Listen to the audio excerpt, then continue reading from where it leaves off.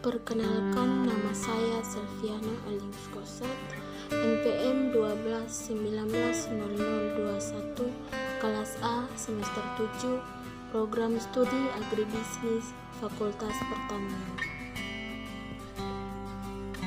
Teori Heckscher-Ohlin diperkenalkan oleh Eli Heckscher pada tahun 1919 dan Bertil Ohlin pada tahun 1933.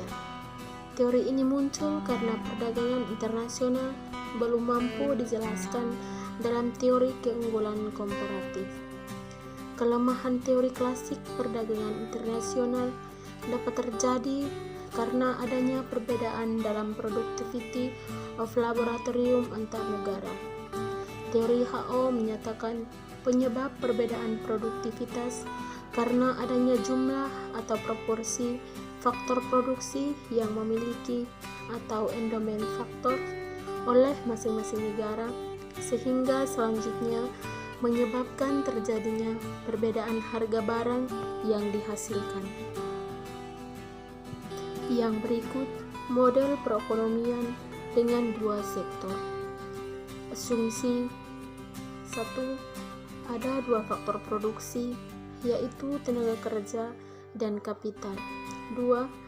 Ada dua barang yang mempunyai intensitas faktor produksi yang tidak sama, di mana yang satu lebih padat karya dan yang lebih padat kapital. 3. Ada dua negara yang memiliki jumlah kedua faktor produksi yang berbeda, di mana negara yang satu memiliki lebih banyak kapital daripada tenaga kerja, sedangkan negara yang lain memiliki lebih banyak tenaga kerja daripada kapital. 4. Teknologi dianggap tetap. Yang berikut hipotesis teori HO. 1. Produksi barang ekspor di tiap negara naik, sedangkan produksi barang impor di tiap negara turun. 2.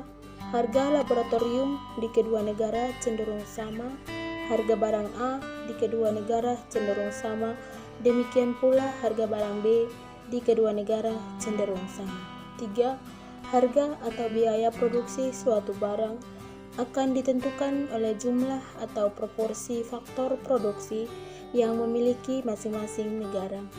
4. Perdagangan akan terjadi antar negara yang kaya kapital dengan negara akan cenderung. 5. Masing-masing negara akan cenderung melakukan spesialisasi produksi dan mengekspor barang tertentu karena negara tersebut memiliki faktor produksi yang relatif banyak dan murah untuk melakukan produksi.